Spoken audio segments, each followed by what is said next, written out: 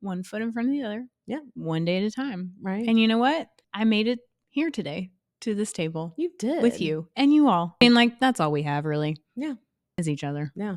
Hold the hands through the fire. Is that a song? I don't know, but I hope it is. Holding hands in the fire.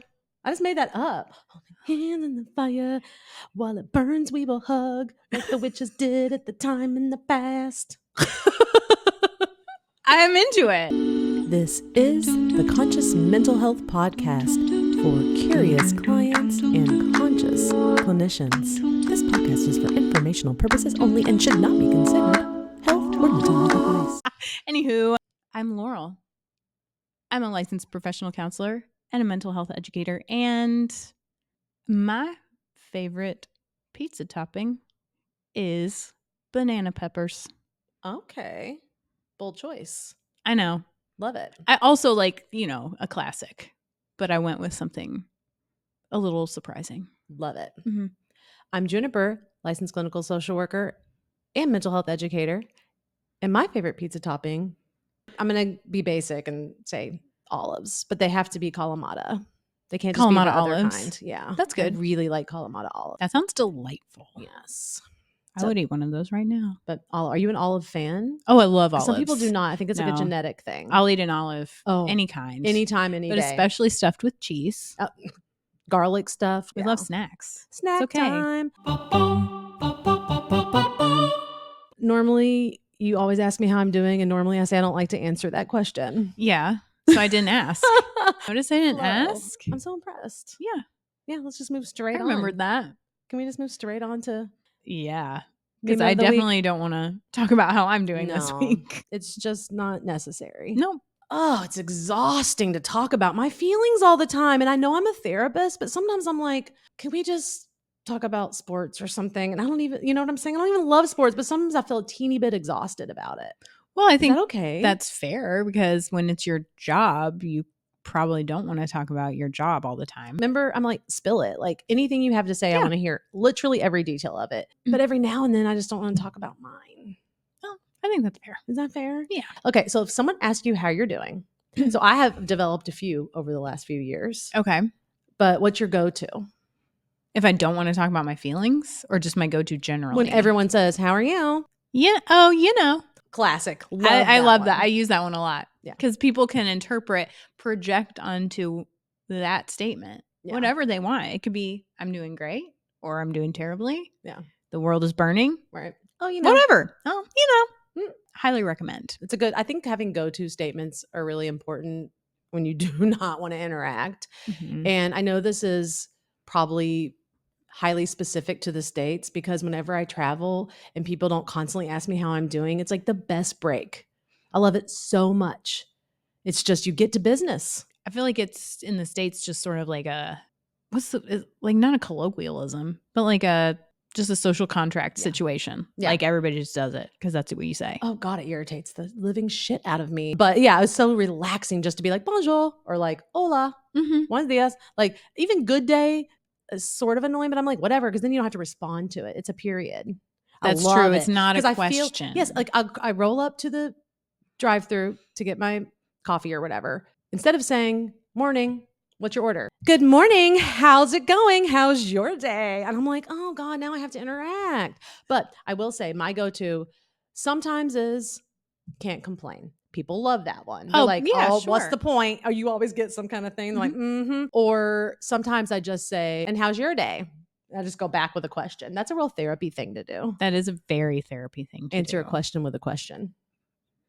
Does that feel weird when someone's like, how are you? And you're just like, how's your day? No one skips a beat. They just go, great, thanks. Many people who live where we live just accept that that's not like a question that you ask because you want a real answer. Yeah, it's just like a greeting. It's a greeting. Like, hey, how are you feeling? I feel kind of depressed and fucking awful. Oh, yeah.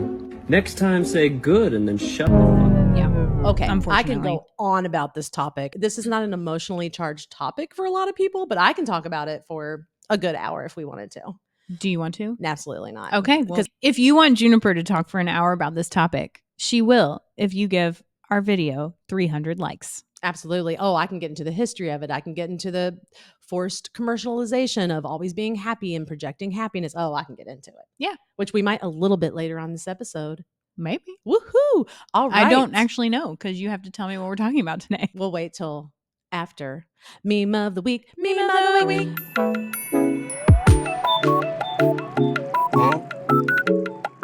I inundated Laurel. I know I'm DM. still looking through them. Yeah. But I'm okay with it. I don't mind. Okay. I guess should we note we've made a lot of allusions to the fact that this week was terrible. We should probably note that we're recording this 3 days after the United States presidential election. Yes, November 8th. Yes. So that's not when you're watching it. But in case you were curious about why we're in such a foul mood. Yeah, I have been overindulging and not sleeping a lot. But you know what? Okay. Life of a social worker. If I don't get any sleep, it's gonna ruin everything. I haven't been able to sleep properly in years. You know that. All they wanted for Christmas was a good night's sleep. The reason I also said that is because this video is kind of topical. Oh, I love this one. Oh, please play Is it this Please one? play it. Yes. Yes, it is my favorite. Yeah, I've it had is the multiple winner. people send me this too. It's so good. It's so good. And that's actually part of the reason why I'm dressed up today. Make the end of the empire fashionable. Okay. Wow, you're full of songs I know. today. I'm into it. Okay, I'm going to play it and you're going to insert it right here. This is the dumbest way to live through a global fascist period. Like, I thought it would at least be cooler. I thought there would be more like boots and black leather and scary marches. This is like they want to take your rights away, but they're wearing a female body inspector t-shirt. Like, why does it have to be so aesthetically disappointing and so stupid? Like, could you oppress me without looking like my most alcoholic uncle? Everything about it is perfection. I mean, Laurel, this is one of the reasons why I love the internet. Mm-hmm. Not that I don't have a lot of funny people in my life, but you can't have like access to them 24/7. When I need someone to say something that makes things just a little bit more okay, we have these wonderful gems of humans who offer this. Should get an award, To the an world. internet trophy. My favorite part was I can't even take it seriously, but not from this person, but it's so true. Like the part about how somebody is like oppressing me while wearing a female body inspector t-shirt. I love when he said, Gross. my favorite part was having to go through this. I can't believe it's so aesthetically disappointing. I was like, because it is. it's so aesthetically disappointing. I'm like, that's who is going to bring down the empire. Like, I know it's been happening for a long time. I know these things aren't sudden.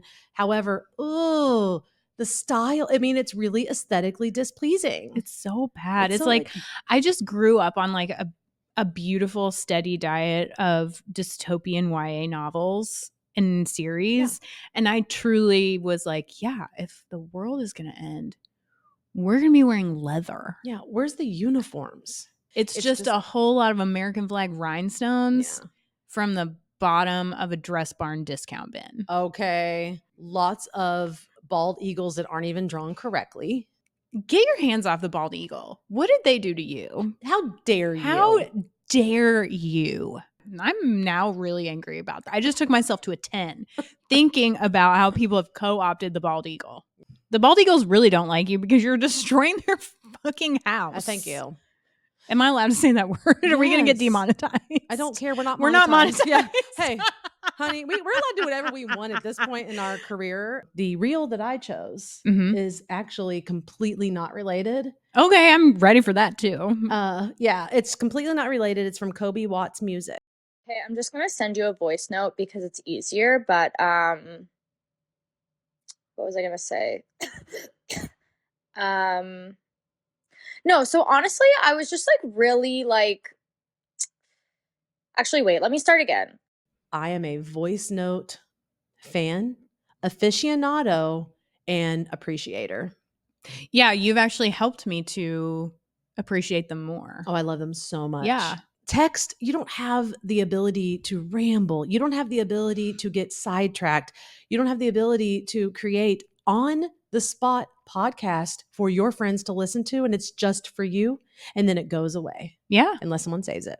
Anyone else out there that is a huge fan of voice memos, please know that there are some people out there that appreciate them more than you will ever know. Feel free to always send me a voice memo. I appreciate that. Now, I will say, fan of the voice memo, not a fan of when someone pressed the microphone and then they speak to text And then you No, get I don't a do that. text message that is 500 pages, and then you have to read someone's stream of consciousness. Not the same. Oh, no. Yeah. Do people Yes. people I have do two that? people. I love you. And I always want to hear from you, and I will read through it because you're so special to me. And please just send a voice memo. Mhm. By the way, we have an ability for you to send us a voice memo through SpeakPipe. So anytime you want. But if you are one of those individuals that don't enjoy recording yourself, Yeah, because because I that do is know a some thing. people that will not do Yeah. a voice memo. I'm like, please, please, please. And they're like, I don't really. So if you are, we have other methods. There's a new thing with our podcast platform where you can actually send a text. Did you see that? I just No, set it that's so up. cool. Yeah. Let us know if you have access to that. But yeah, like you can send a text or like That's a little awesome. message I love that idea. straight to us. So Wow. if you're not a fan of the voice, we will absolutely do the text, but please edit that shit. Truly.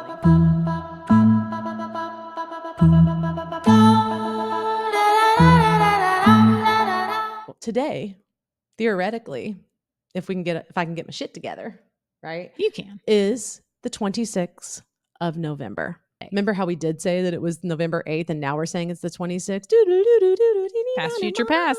I don't know what things are going to look like on Yeah. November 26th when we're seeing this, but what I do know is what's happened in the past and other times that have been difficult. Maybe other dark times, maybe it's personal, maybe it's collective. But what I thought we could talk about today, gratitude, because like Thanksgiving as a holiday is about giving thanks, Allegedly. which is gratitude. Yeah. So when I offered this theme for you, what'd you notice? What was the first thing you noticed? I think it is. I do have sort of not a resistance because that's the wrong word, but hearing that, I feel like that term has been used or that idea has value, but it's been used to push people into positivity when we don't need to do that. And it's been used to sort of bypass difficult feelings and difficult thoughts and just like, focus on what you're thankful for. Yeah. And I mean, again, I know it's not always a bad idea Yeah. to think about what you're thankful for. I think it's well intentioned. Mhm. I will say, I think it's well intentioned, but I also think it is shaming or like guilt tripping because I've seen a lot of content recently that's like, you have a home, you have food in your fridge, you have blah, blah, blah. I mean, if that is true for you, which it might not be true for some people, then that's great, but it doesn't mean you're not allowed to feel distress. Instead of getting into the whole history of Thanksgiving, I thought this was interesting and we'll link it. I'm just going to kind of read it. In an article published by Indian Country Today in 2011, Thanksgiving Day is a time of grief for Native Americans. Many Native Americans continue to gather at Coles Hill near Plymouth Rock and remember the losses experienced for the past 400 plus years through the National Day of Mourning. The event began in 1970 when the Commonwealth of Massachusetts invited Wamusuta Frank James to address the public on behalf of the Wampanoag people. However, once organizers learned the subjects of his speech, which included highlighting the death and broken promises at the hand of settlers and colonial powers of the United States, James was no longer invited. This prompted the formation of the National Day of Mourning. James wrote, "This action by Massasoit was perhaps our biggest mistake. We, the Wampanoag, welcomed you, the white man, with open arms, little knowing that it was the beginning of the end." And what gives me chills when I read that is that there's two events on the same day, which is Thanksgiving and a National Day of Mourning. And that actually feels like a much more real picture of gratitude to me. And we're going to talk a little bit more about my conception of gratitude and how I approach it now. But what did you notice when I read that? I mean, I grew up in a world where that wasn't even a consideration. Not that I think that was good or right, but we always just was like, the pilgrims and that was awesome. And then they were so thankful, and that was wonderful. And you like watch a parade and eat turkey. And it's just very simplified. And I think a lot of people, not a lot of people, I should back that up. I think some people struggle to move out of that like simplification and hold multiple truths. But I do think it's comforting to me as I've gotten older and had different thoughts and different information presented to me beyond how it was conceptualized to me as a kid. It is comforting that both of those things can be present. Yes. And I think the beef with gratitude, positivity, gratefulness, thankfulness is that it's seen as so one-sided, just like you said, and it's not making space for multiple truths. I'm not going to get all into this, but I was looking at some of the historical and cultural context around this particular holiday. The Norman Rockwell painting, Freedom from Want, which is part of one of the series. Do you know Norman Rockwell? Like, Oh, it was yeah. on the magazines. We'll put it up for everyone, but it's I'm one of the gonna look most at it. iconic images associated with Thanksgiving in the US. It depicts a multi-generational family joyfully gathered around a bountiful meal, Yes, I have seen this. right? Yes. While heartwarming and could, for a lot of people, bring very warm sensations. But also, this kind of imagery has just been co-opted really to promote a consumerist version or vision of a holiday centered on abundance, family harmony, and consumption. And I think that that's why unfortunately, things like gratitude or holidays in general, in particular, this holiday can get simplified because it's easier. Right? Because Sure. everyone, I mean, notice when you go into a store and they're playing Christmas music and you have emotional response, you're most likely going to buy more because you're feeling good. And so while those are real feelings and experiences, they're also used to reinforce that within us. And I think when it can become problematic is when that's not your experience in that moment. So for some people, the idea that we're supposed to be having this very particular experience and it has family, warmth, happiness, abundance. If that's not your experience, I think it's like double, because then you're on the other end of the spectrum, like you talked about, of like, what am I not having? Or like, what am I missing out on? What do you think about that?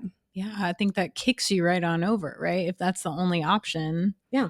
then you're like, well, I don't fit here, so I must be the exact opposite. I mean, it doesn't feel good. It feels awful. Yeah. You know, it does feel like you're very, I think, othered in that way, Yeah. or like you're outside looking in. And that's why we talk about this probably every year as mental health professionals throughout the holiday seasons. In particular, these coming up are harder for a lot of people. You have your Mother's Day, Father's Day, also difficult. But I think this is a hard time of year for a lot of people. So mental health professionals are always like, you know, we see you if you're alone. We see you if you happen to. What I was thinking the other day is, yeah, what if you happen to be in a shelter? What if you happen to have had an accident and you're in the hospital? The point is that like we always kind of understand that there's so many realities and we feel a little sensitive to that sometimes, because I know there's some people I've had this conversation with that love the holidays. Oh, sure. Love to decorate, love to host, love to buy gifts, love to cook. No one's taking that away from you. Well, and I will say, like, I'm one of those people Yeah. typically. Yeah. Like, I like those things. But I Right. would also say that I am also sensitive to the fact that it's okay if you don't. Like, Right. it's okay if you don't like it. Right. You don't have to. I've had the experience with different friends or clients that they've decided to make a different decision because the holidays didn't feel great to them. And yet a family member who loved them, favorite time of year, really didn't appreciate that. And they felt so hurt, disappointed, rejected. And that's a real thing. But I'm curious of how much they feel that because everything's centered on this manufactured day. Yeah, I mean, I think it disrupts their picture. If someone doesn't like it in the same way that you do or doesn't want to show up, it's like that Norman Rockwell painting, like a chair is empty and now my painting is fucked up. Right. Hypothetically, like it's very upsetting to me that now my picture that I love so much is imperfect Yeah. and messed up. And guess what? It inevitably will happen. I mean, sure, of course Yeah. it will. And it's hard. Mhm. And instead of holding that or processing it, no, I'm just going to guilt trip the shit out of you until you show up. So that I don't have to feel uncomfortable. Yeah. And I get my perfect painting Right. of the day.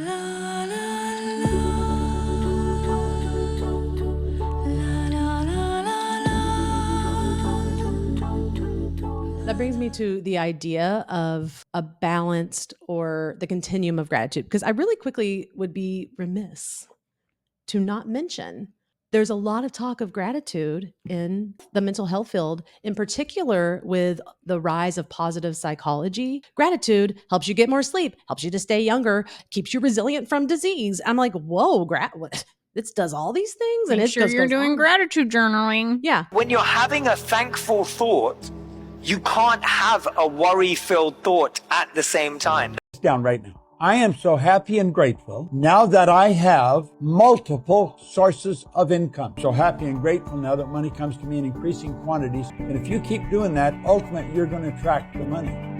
and I call that manufactured gratitude. We're going to get into that. But yeah, it's like, oh, it solves the world's problems. Apparently. And I have my ideas about that. And, there is research that supports it. And then there's also research that it actually doesn't necessarily produce different outcomes than if somebody didn't do their gratitude journal of the day. What's your take on the mental health field obsession with gratitude?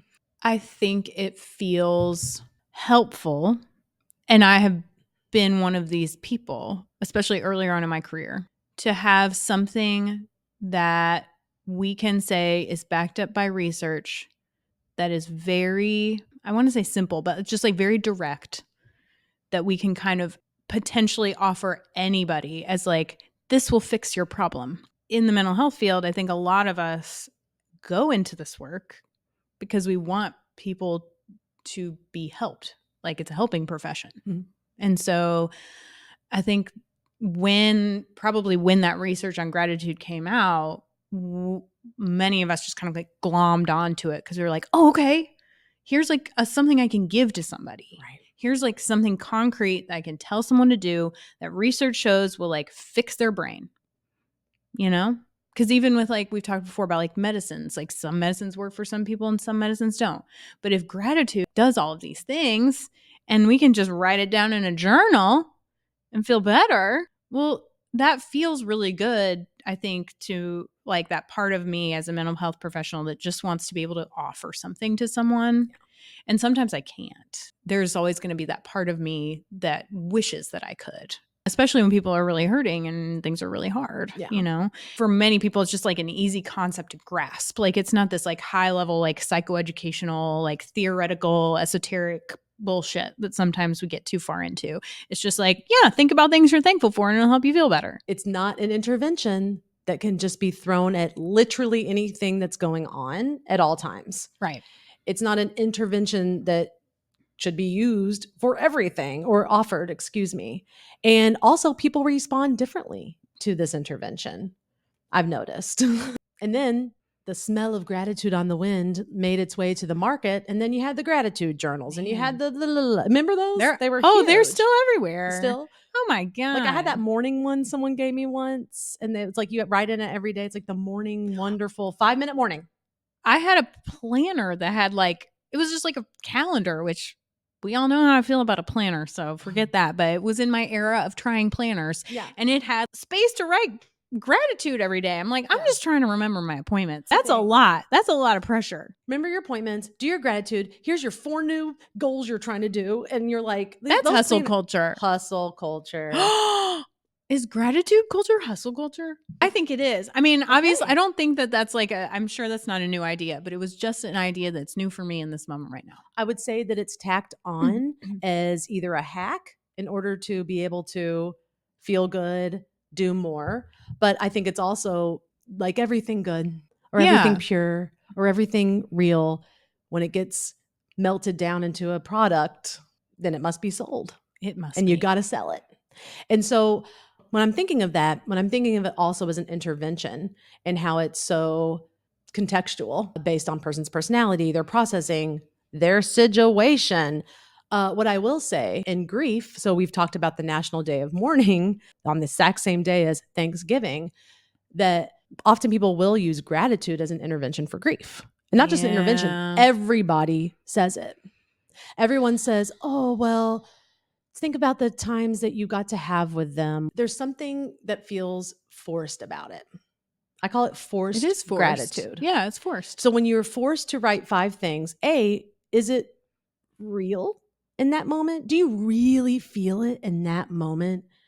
5 things every single morning? And if you do, Wonderful. yes, that's real. That's authentic. Mhm. But when it's manufactured, when it's forced, it doesn't feel real, but also it doesn't feel good. It hurts in some instances. And I don't know if you've had that experience, but when you try to force something, it typically doesn't feel good. Yeah, it feels awful. To me, I don't really enjoy What's that metaphor about forcing something? Are you ready? It's kind of Mhm. like gross. If you don't like poop humor, just like, Well, you know I love I don't know humor. why you're listening to this, but fast forward about 10 seconds.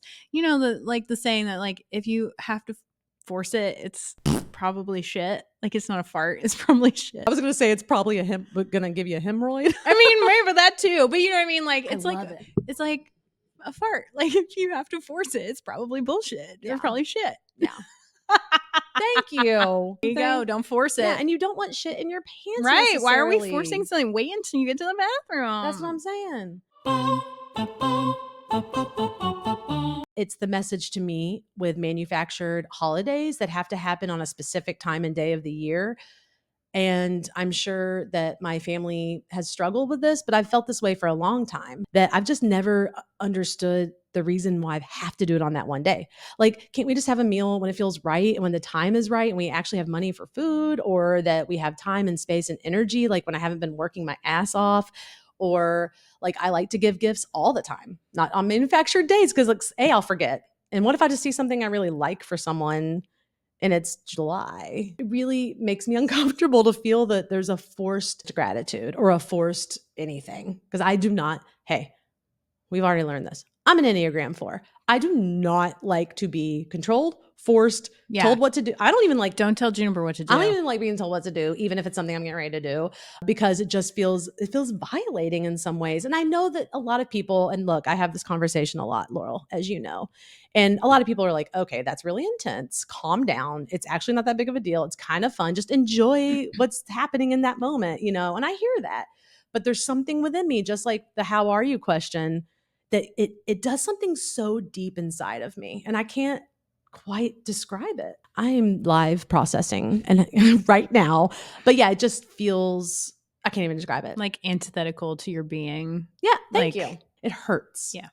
And I don't even know why, but it hurts, and it makes me feel that I'm forcing myself to behave in a way that isn't authentic in that moment.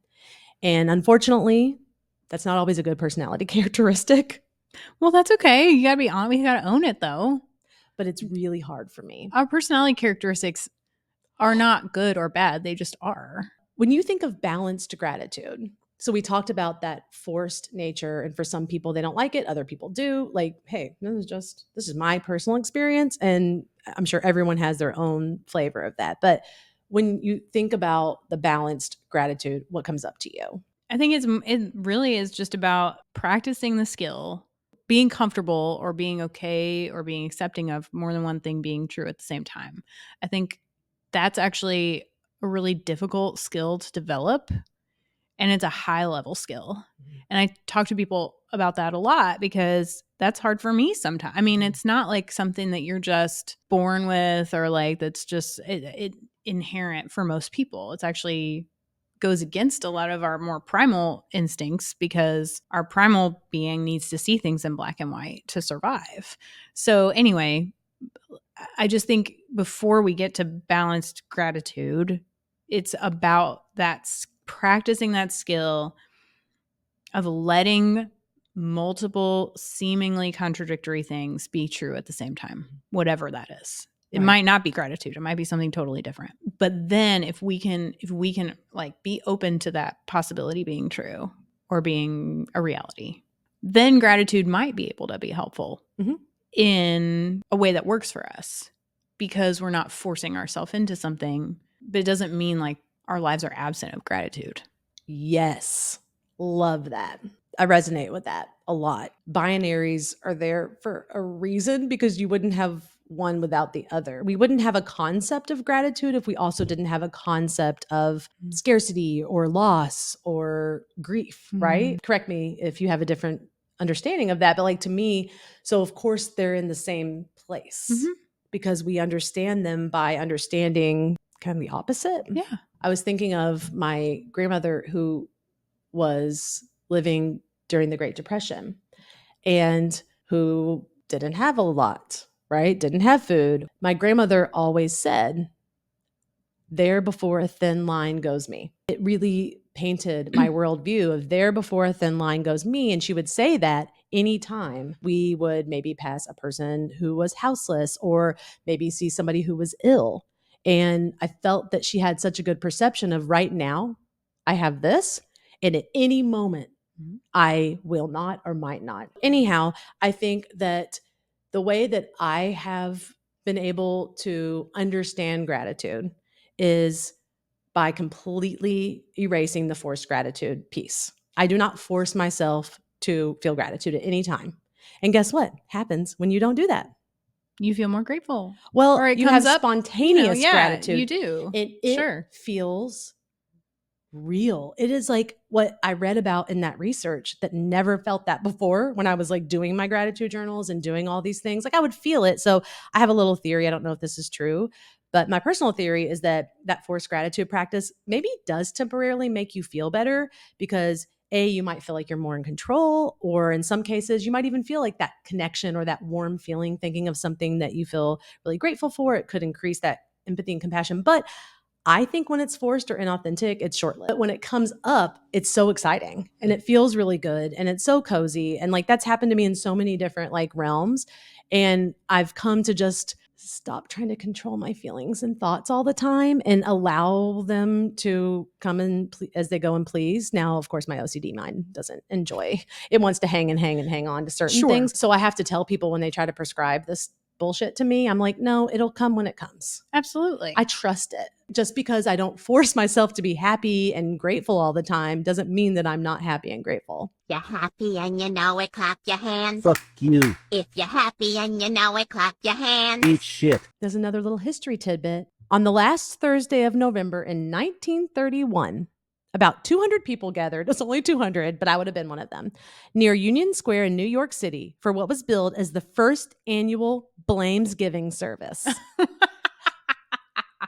Blamesgiving. While others are expressing their gratefulness for the good things of the past year, their leaflet said, there can be no harm in making a similar list of things that were not so good. So I kind of like the idea of like, you know how people like be like, everyone go around the table and say one thing they're grateful for, right? Well, I'm like, what if we all said one thing you're grateful for and one thing that was awful? That you're supremely ungrateful for. Yeah. You know, this very disrespectfully, I'm ungrateful for this thing. Because you know what? A really passive society doesn't notice or complain or talk about the shuddering horrors of said society. I hear that. I mean, so okay. If we do not speak what a timely speech. If we do not speak it, then it might not, you know, generate the type of emotional response that is adequate and necessary for, dare I say, change. Sure. We can say change. If even not change, bearing the storm. Yeah. Right. If we're ignoring the storm, we're going to get blown away eventually. Right. Put on your rain boots at least. I mean. Acknowledge it's coming. Right? Full circle to a day of mourning, a national day of mourning, rightfully so, coexists with Thanksgiving. And to me, that is the most fitting example of balanced grief. I mean, you see where I'm at balanced right now. Grief. Balanced gratitude. Or both. Balanced grief. Balanced realistic gratitude. Real. I like balanced gratitude. Can we say it like that? I kind of went with that, but I don't know if it's a thing. Well, it is now. You made it one. So that was a little heavy. We're going to play a game? Yes. Okay, I'm ready. Game. I didn't know that some people have never done a Mad Libs. Huh? Yes. Who? My niece. Oh. I gave my niece. Maybe the youth don't do those anymore. I don't know if they do, but for anyone that doesn't know Mad Libs, you're going to learn now. Is that an old person thing now? It might be. Oh, gosh. Okay. I came up with a balanced gratitude Mad Libs. I'm ready. I'm ready to play. All right.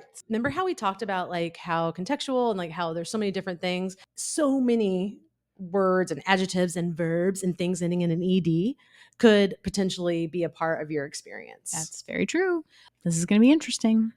Laurel, what is an adjective describing an emotion? Dark. What is a verb ending in ing? Exploding. A noun that is an object. A cigarette. Adjective describing a situation. Loud. Plural noun.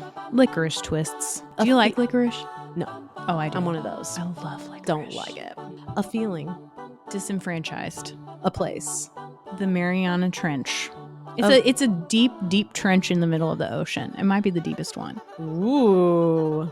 That is a field day for the psychoanalysis. I know. Folks. Verb. Spit. Adjective. Fuzzy. Noun. Fingernail. 2 more. Okay. Verb ending in ed. Cartwheeled. And last one. Noun that is an abstract concept. Noun that's an abstract. Okay. Concept. Okay. Liminality. Let's play some elevator music while I'm filling it out. Ding, No. Ding, ding. Oh, that one. Do you know what? Do you know that song? It's Yes. it's like very pop. It's like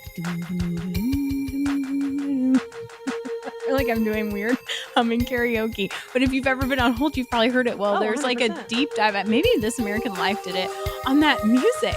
And they like interview this man who like heard it one time. I mean, it's like from a long time ago. And he like went on this quest. It was before like everything was on the internet. So he like, it's the most beautiful song I'd ever heard. And like, I went on this journey to like find it and I couldn't find it anywhere. Anyway, it was like this whole, it's a thing. If you're interested in weird stories, it was actually fascinating.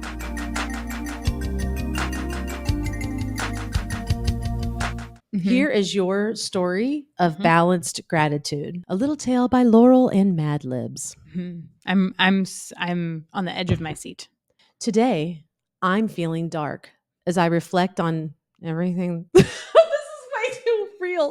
Did this get too real By the too way, fast? I didn't actually make this funny. This was meant to be a tool to help people create balanced gratitude. Uh-oh. Okay. Well, I also have never seen, I should say I have no idea what you're about to read to me. I've never seen this script before. So anything that feels way too real was totally unintentional. Yeah, we're holding each other all right now. Today, I'm feeling dark as I reflect on everything that has happened this year. Gratitude isn't just about exploding my cigarette or pretending everything is loud. It's about recognizing the licorice twists that have shaped me, even when they bring up disenfranchisement. Whether I'm in the Mariana Trench or simply trying to spit through my day, I want to honor both the fuzzy moments and the difficult ones, holding space for both the fingernail that made me laugh and the times that left me cartwheeled.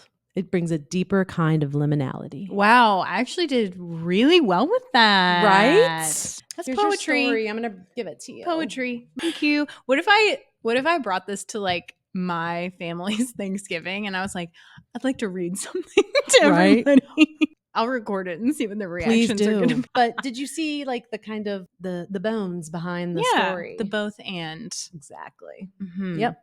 Mm-hmm. Do you like Very it? balanced. I loved it. Yeah. What a wonderful game. I know, so fun. But it was also cool because some of it, first we were like the dark times. It's like, The dark times. And also, I'm just trying to blow up and explode my cigarette. And I'm just trying to spit through my day. Bitches. Truly. Yeah. Sorry, not sorry.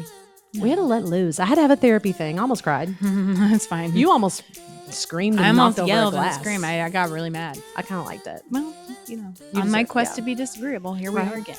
And it's a powerful emotion that I would like to see more of with you because you're a powerful person and you're a leader. Oh, yeah. Please like and subscribe because you also are a powerful person who is full of kindness and also probably sometimes not. And that's okay because we embrace you too. And subscribe. on Sweet Like and sour. Kindness. Sour Yeah, Patch Kids. we like it because who doesn't want that flavor?